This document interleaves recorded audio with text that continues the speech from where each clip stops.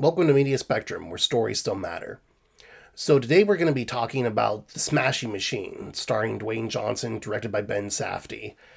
And, this is going to be an interesting one to talk about. I'll just say right off the bat, I'm not the biggest fan of this movie, but it does do a lot of things I like. It's just, there's so many good pieces here, but I don't feel like it really comes together. And there are some very strange choices. So, and I will also say right now we are going to go into full spoilers for this one. It's just going to be too hard to talk about without going into full details. And frankly, there's very little story here to actually spoil, which is kind of one of the big critiques. Where this is such kind of a pure slice of life, there really is no narrative arc for us to follow. And so, yeah, that makes this an interesting movie to try to get a grip on. So starting with the performances, because that's the number one reason to see this movie, is Dwayne Johnson. This was clearly designed as an Oscar vehicle for him.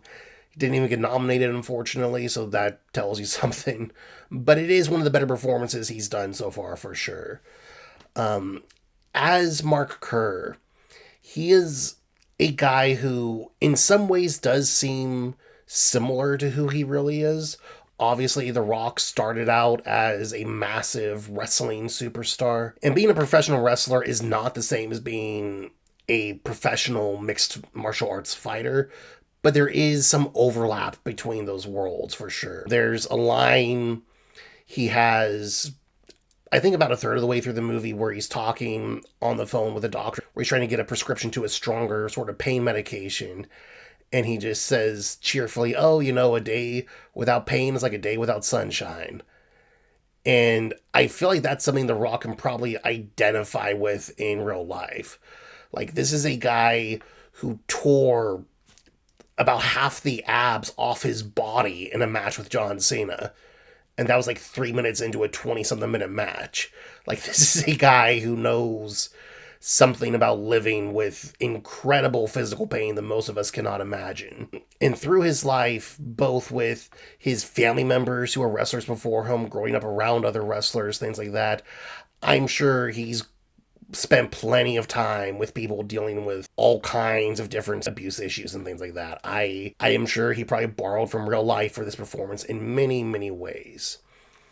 But one of the really interesting things about Dwayne Johnson is he's one of those guys who kind of seems almost more like a walking PR machine than a real human being at this point. Like, he has made himself such a brand, he's more like a corporation than a person at this point. You know what I mean? But relating this to Mark Kerr, he's a guy who rarely seems truly authentic. He's always very polite. He's always very measured. But there's also always a constant tension in him. And right at the beginning, we see the fights. The movie starts with basically a montage of him winning a tournament in Brazil, where he's just knocking out guy after guy, and it is fucking brutal. And it's a hell of a way to introduce us to this person. And then the next scene, he's in a hospital waiting room talking to an older lady and her grandchild, I think. How did that happen? Well, have you ever heard of the Ultimate Fighting Championship, the UFC? That's the bloody thing they're trying to ban. This guy is the best he has ever seen. Do you hate each other when you fight? Absolutely not. And just being so polite and so friendly and so approachable, and it's kind of an alarming combination. And there's just so much tension where it's like, is he going to get upset about something? Is he going to snap? Why is he being so nice? It feels just so strange. And then as the movie goes on, there are scenes where he's, dealing with a Japanese doctor who won't give him stronger pain meds, for example, where he doesn't really seem to understand that those opioids he's used to in the US are highly illegal in Japan. It's not going to pan out the same way. And he's just getting increasingly aggressively passive aggressive, where he still has a smile on his face and he's still being on the surface level very polite, but he's getting more forceful as he's basically trying to order this doctor to go get him stronger pain meds, not understanding that's just not going to happen. Yeah. Don, would you like? No. They're handing them out like candy. And watching a guy of this size and strength, and a guy with this propensity for actual violence, being like Portland Karen levels of aggressively passive aggressive, is a terrifying combination. And Dwayne just sells this constant tension in a person really, really well. It's also kind of wild to see a guy who, again, has tried so hard to make himself very business friendly, so corporate in many ways, literally mainlining opioids and then being, really, really out of it. There are a couple scenes where he's like increasingly high having to play that, and he does a very good job of that. But when a movie is largely sold around the performances, those performances need to be excellent. And unfortunately, I do think he falters when it comes time for his character to get really emotional. There are like 2 or 3 points where his character breaks down crying, and each time he just covers his face. And there's a way you can do that and have it still be real. Here, I'll let one of the all-time greats, Philip Seymour Hoffman, demonstrate for us. Mr. Hoffman, will you please show the class? You can't just say sorry and make it all go away. It's too late. It's not that easy. It's not fair. It's not fucking fair. Oh, yeah. Oh, God. You can't do that. Thank you, Phil. Great demonstration. Now, I'm not expecting that level of acting from The Rock, but instead of that, we get like 2 or 3 instances where he's just like, oh, God.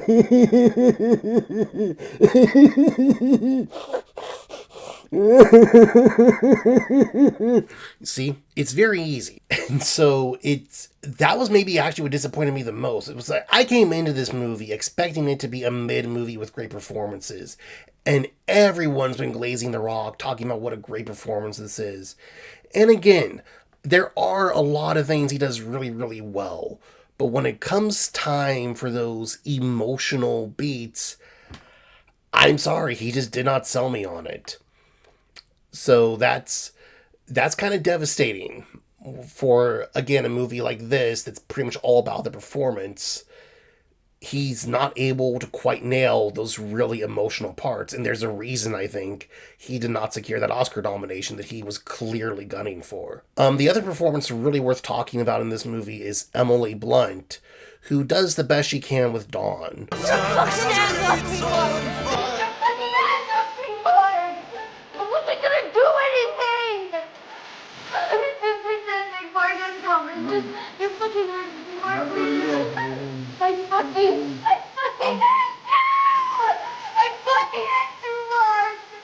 Who is honestly someone I almost would have rather seen a movie written about, because she finds herself in such a interesting situation trying to be a supportive partner to this guy when they are very clearly just not a good fit for each other. Mark is someone who seems very A-type. He wants things a certain way. Part of it is not even what he wants, but to maintain his physique, he needs a very specific diet. He needs the right milk, he needs the right amount of banana, things like that. And she's just a little too loosey-goosey to remember those kinds of details. When he goes into rehab, she's not able to maintain one of his cacti the way he wants, and he gets kind of upset about it. Things like that. And then especially when he's trying to get sober, she herself has her own issues and is absolutely not the person you would want in your life if you're trying to get sober. And it would be really easy to just hate her character, but I do think she does a good job of keeping her human, keeping her as someone who's not a terrible person, but just any situation that she's really not cut out for with a partner who, frankly, I don't think she's really cut out for. I was kind of surprised when the movie ended that it gives us a little postscript that she does, in fact, that they apparently got married shortly after the events of this movie, but was not at all surprised to see they divorced, several years later, because the sex must be incredible, they're one of those couples where it's just like, what else is possibly keeping these people together? They're just such an uncomfortable fit for each other. She needs so much attention when he needs to be selfish and give attention to his fighting, and she just cannot seem to understand that it's really not personal, that he doesn't want her there all the time. She kind of needs to be the constant cheerleader, and that's not what he needs in a partner. But then as far as the actual story of this movie goes, it's tough because there's traces of a story, but we don't really get to see any of it. Like, okay, I just mentioned a little bit ago he was in rehab.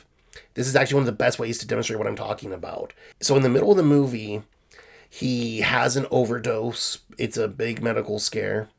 We see him go into rehab. We cut away to watch his friend Mark Coleman, who I'll talk about more in a moment. We see his friend Mark go back to Japan to fight in this other Pride tournament, and then he gets out of rehab. And that's his entire rehab journey. We don't see anything that happens while he's in rehab. We have no idea what kind of personal arc he went on. We saw the very beginning of it, we saw the very end of it, and that's it. And that kind of feels symbolic of almost the entire movie, where we have pieces of a story arc. We have it established early on that Mark Kerr is a guy who cannot even fathom losing. Then he loses, but it's turned into a no contest because the other guy was using illegal knees to the head. But he still didn't win the fight. And that kind of is what starts his downward spiral. He, like I said, has the overdose. He goes to rehab. He gets clean. He comes back, fights again, ends up losing in a tournament, losing cleanly this time. But this time, instead of freaking out about it, he laughs it off in the shower. And that's basically it. That's the end of the movie. And that's, an interesting character journey to watch a guy go from not being even able to fathom losing and crashing the fuck out when he doesn't win to someone who's able to laugh off the loss and go on with his life in peace. That's a really great character arc, but we just don't see any of the actual arc. We don't actually see him change in any meaningful ways. We just see the beginning, we see the end, and there's just stuff happening in the middle, And then as far as his friend Mark Coleman goes, that's the other kind of interesting point about this movie, is that Mark Kerr, with all due respect to the man, he's still alive, he was never that famous of a UFC fighter. I'm not a huge MMA guy, but I'm a bit of a fan. It got really big back in the late 2000s when I was in high school, so that was a good time to kind of be a UFC fan. I remember watching the rise of John Bones Jones throughout the lightweight division, throughout the light heavyweight division, when the light heavyweight division was stacked, And I know who Mark Coleman is, his friend. I know who the Gracie brothers are from Brazil, and those would be kind of more natural people if you wanted to do a story about the beginning of UFC. But that's not really what this movie is doing. It is there at the beginning of UFC, but it's not really telling that. In fact, most of this takes place over in Japan in the Pride organization. We see very little of any actual UFC fighting, interestingly enough. We also see that he is very good friends with Mark Coleman, who, like I said, is a much more famous, arguably more successful fighter. And this could have been a situation like Amadeus, where we're watching the rise of Mozart through a good friend / rival of his. But that's not really what we're getting here either. That could be a really interesting story to tell, watching a friend go on to success that you can't quite reach. But that's not really the story we end up getting here. We don't really have a story here. We have bits and pieces of one. We have a very particular slice of life. It's not even an overview of his whole career. The movie ends in 2000, and then it tells us he kept fighting until 2009. So he had a lot of career after this, but we don't see any of that.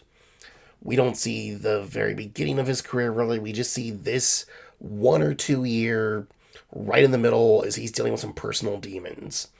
And then after this, even, did he relapse? Did he stay sober the whole time? I have no idea. I couldn't tell you. The movie doesn't tell us that. So, yeah, I don't really know what more there is to say about this movie. It's one where, like, if you're a big fan of The Rock and or Emily Blunt, if you're a big fan of UFC, especially as, like, an MMA historian, you'll probably appreciate this movie most. As it is, it just feels like kind of an interesting experiment that didn't quite work. There's just all these pieces of a movie, but there's no central plot, there's no central arc, there's no huge event this is all building towards. We're just seeing a very human little slice of life. And there's nothing quite wrong with that, but if you're going to do that, the performances have to be spectacular. And the performances in this case are very good, but I don't think they're quite enough to sell the rest of this movie on. So that's all I have to say about this one. I'll see you guys next time. Until then, stay sane, stay human.